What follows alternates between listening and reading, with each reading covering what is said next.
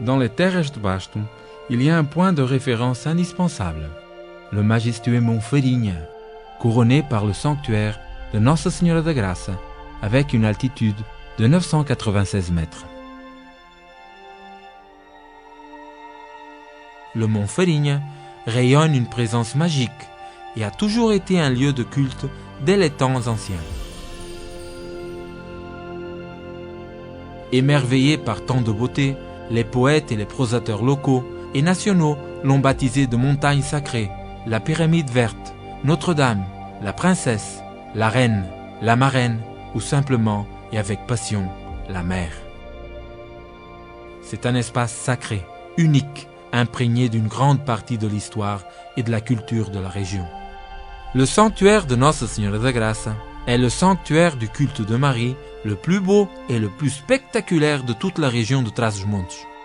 Reconstruit en 1775, le monument a été entièrement ciselé dans le granit de la région.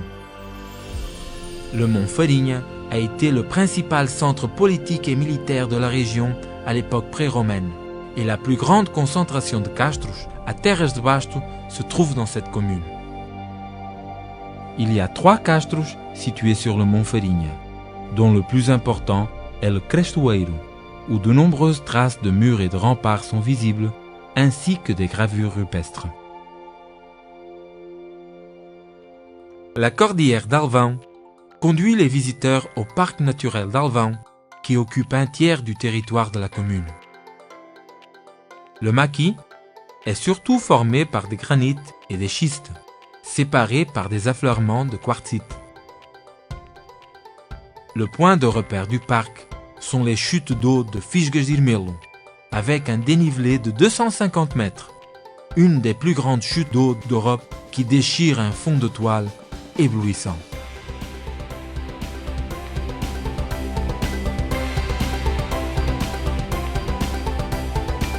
Avant et après la chute d'eau, la rivière Olo forme des plages fluviales et des lagunes d'eau cristalline, les piocas d'en haut et d'en bas, très populaires en été.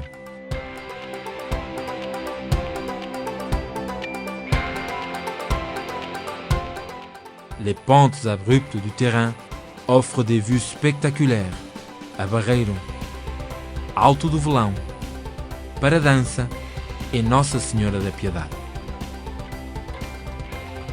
La Serra de Alvão comprend plusieurs villages de montagne qui conservent les balcons traditionnels de Trás-os-Montes et les toitures en ardoise, comme Irmelo, a Barreiro, Pardelhas et Travassos.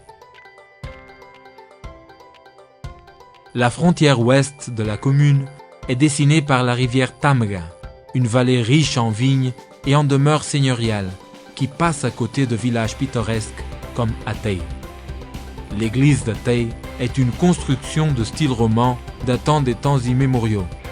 Selon la légende locale, les 7 comtes de la famille Sousa qui ont vécu pendant la période antérieure à la fondation du Portugal y sont enterrés. En zone montagneuse, à la confluence des rivières Cabril et Cabrão, nous trouvons la levada de Piscaredo, une construction d'irrigation du XVIIIe siècle qui traverse des paysages d'une beauté incomparable, y compris les forêts de chênes, lauriers et cendres.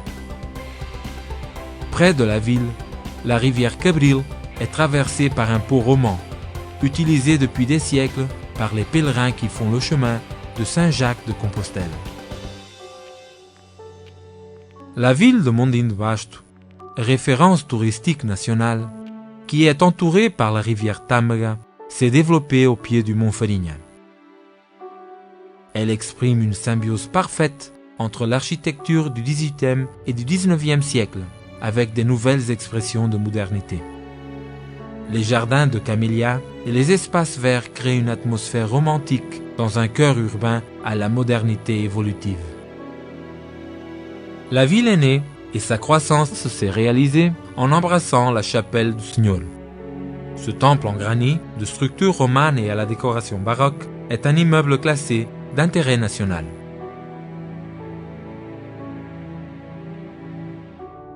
Le centre historique de Mondim de Basto se développe autour de la maison d'Eiro, demeure seigneuriale du XVIIIe siècle qui est aujourd'hui l'hôtel de ville.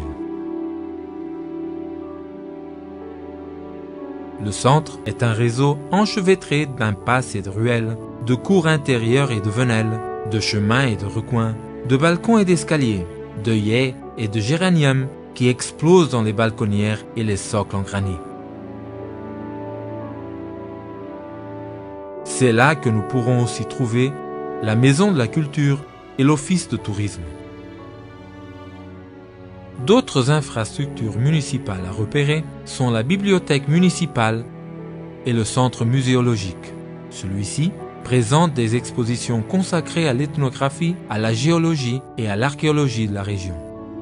L'église majeure a été profondément remodelée au XVIIIe et au XIXe siècle et elle a la particularité du maître-autel qui encadre un retable doré somptueux. La maison de l'église est également un bâtiment du XVIIIe siècle avec un jardin exquis. Comme autre point de repère dans la ville, il y a la zone verte qui sépare la vieille ville de la moderne et comprend un jardin pour enfants, un lac artificiel et les piscines municipales. La commune attire de plus en plus de touristes chaque année. L'offre en matière d'hébergement comprend un camping, des chambres d'hôtes, des gîtes, un hôtel spa et un hôtel 4 étoiles.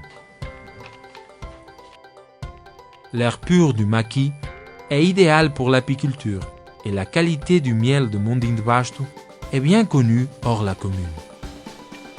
La gastronomie est un des points de repère de la commune, avec des plats typiques comme vitella marunesa, du veau de race autochtone, un des atouts principaux en termes gastronomiques de la commune, et les sucreries d'Ataï et les vins verts.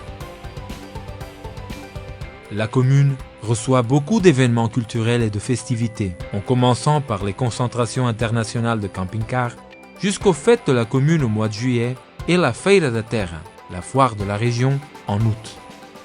Les activités sportives constituent un autre trait distinctif de la commune, en comprenant la VTT, les sports aquatiques et les courses.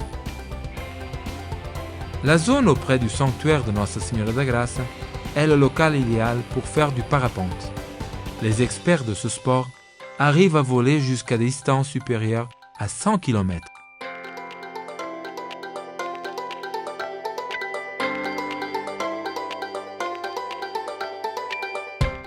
En plein été, ce local reçoit aussi l'étape la plus importante du Tour du Portugal en cyclisme, la montée de Nossa Senhora da Graça, qui attire des dizaines de milliers de visiteurs.